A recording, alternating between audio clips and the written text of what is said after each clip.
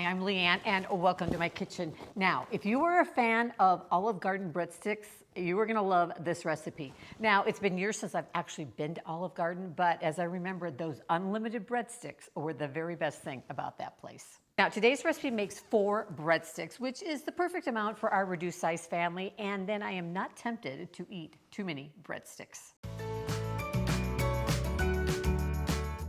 For our breadsticks today, we are going to use dry active yeast. Dry active yeast needs to be proofed or activated in some warm water. So I've got 1/3 cup of warm water here and a teaspoon of yeast. Now, if you have a rapid rise yeast, it does not need to be activated. You can just take it, pour it right in with the dry ingredients, then add your water in. But we're going to take our water, add in our yeast. We're just going to give it a little mix. And then we're going to let it sit for about 10 minutes or so until it becomes bubbly. I like to take a plate, put it over the top, kind of creates a little bit more of a warm environment for the yeast to proof. All right, so our yeast has proofed, it's nice and bubbly, and we are going to mix together our breadsticks. We are going to use our stand mixer, but you can totally do this by hand if you don't have a stand mixer. We're going to use a cup of all-purpose flour. I just like to scoop, and then I just scrape off the top. Add in our cup of flour. We also are going to use 1.5 teaspoons of sugar and 1/4 teaspoon of salt. And then we've got 2 teaspoons of olive oil. You can also use softened butter if you prefer. Get all that in there. All right, and then we're going to use the dough hook on our stand mixer. And I forgot the yeast, a very important part of these breadsticks. So we're going to add in our proofed yeast. It's Monday, yeah. Okay. Now we're going to use our stand mixer to mix up our breadsticks. All right, so I've got my dough hook onto my stand mixer, and we're just going to go ahead and just mix this up. Now you may find, because there's not a whole lot of ingredients in the mixer, that you're going to need to take a spatula and kind of just scrape it down in there so that it all gets mixed together. Now you want your dough to come together. It's going to be slightly just tacky, but it's going to totally pull away from the sides of the stand mixer. Now, if you find that it's a little dry, there's not enough liquid in there, go ahead and add in 1 tablespoon at a time some more liquid.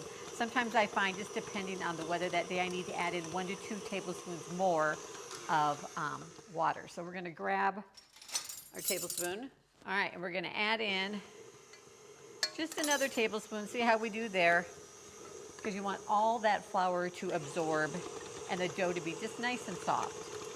Now, if you find that your dough is too wet, just go ahead, about 1 teaspoon at a time, add in a little bit more flour. All right, it's coming together.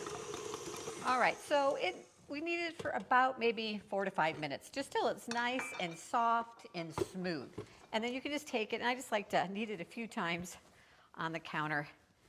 Make sure it's all nice and smooth. Put a little flour on the counter. All right, now we're going to let it rise. This is, I'm just going to take a bowl. I've got some olive oil spray here. You could just rub some olive oil in there, a little butter. Place your dough in. I like to kind of rub it into that oil, and then I flip it over. And then we are going to cover it with a towel. I got to find a towel. All right, here we go. You could use plastic wrap too or whatever, but we're just going to put that right over there. Now, here's a little trick for you. Especially when it's like really cold outside like it is here today. I like to turn just the light on my oven on. I don't turn the heat on, just the light, turn the light on, then I stick my dough in there and let it rise in there. It just creates a little bit nicer, warmer environment, and it helps that dough to rise a little bit quicker. All right, our dough has doubled in size, you can see right here. So we are just going to, I'm just going to take a little bit of flour, this doesn't stick to my counter, and we are going to take our dough, it's nice and soft, onto our counter. And what we're going to do now is we are going to divide it into 4 pieces. And I am just going to use my little bench scraper here. You can use whatever. You can just tear it with your hands, whatever's easiest. But 4 equal, or as equal as you can get them, pieces. And then we're going to take each one and roll it out into about a 7-inch log, 7-inch breadstick. All right. And then we're going to take, this is my little 9x6 baking pan. I use this a lot here on my videos. If you've ever made my chocolate sheet cake or my peanut butter bars, either of those, you're going to want this pan. So you can get them on Amazon. I'll link to it down below. So you get yourself 2 of them because you'll be happy you did. Now I've just taken my olive oil spray again, sprayed the bottom of my pan. And after I roll each of these out, I'm just going to take it and place it right there on my little sheet pan. And then these are going to rise one more time for about 30 minutes or so. We're going to cover them with that towel again. We are going to put them back into my oven with the light on.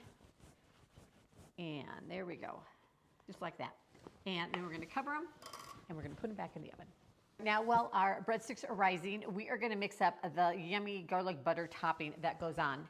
Now, I've got a couple other variations or options for you too that you can use that I'll show you at the end, so stay tuned for that. All right, we're going to start with 2 tablespoons of melted butter, and we're going to use 1/4 teaspoon of salt, 1/4 teaspoon of oregano, and then 1/8 teaspoon, or if you want more, of garlic powder. And we're going to mix that all together. And this is what we are going to brush over the top of those breadsticks that are going to make them so yummy.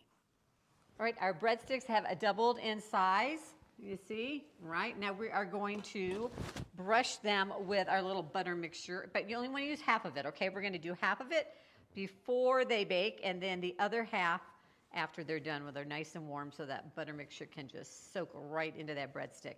We are going to bake them in a 400-degree oven for about 12-15 minutes, depending on your oven. You just want them to turn nice and golden brown. All right, let's talk options or variations on these breadsticks. Really, it's pretty limitless, but one thing I like to do sometimes is I will sprinkle some Parmesan cheese on top of them, either a grated Parmesan cheese or a powdered Parmesan cheese. You could really use any cheese that you like. Instead of dry herbs, you could use fresh herbs. Just use if you're going to use fresh, use twice as much, twice the amount. Little fresh rosemary, thyme, oregano, whatever you might have on hand. Or for a sweet version, you can brush that as soon as they come out of the oven. Brush them, but just straight butter on it before they go in the oven. When they come out of the oven, brush them again with some butter, and then sprinkle it with some cinnamon sugar. So good.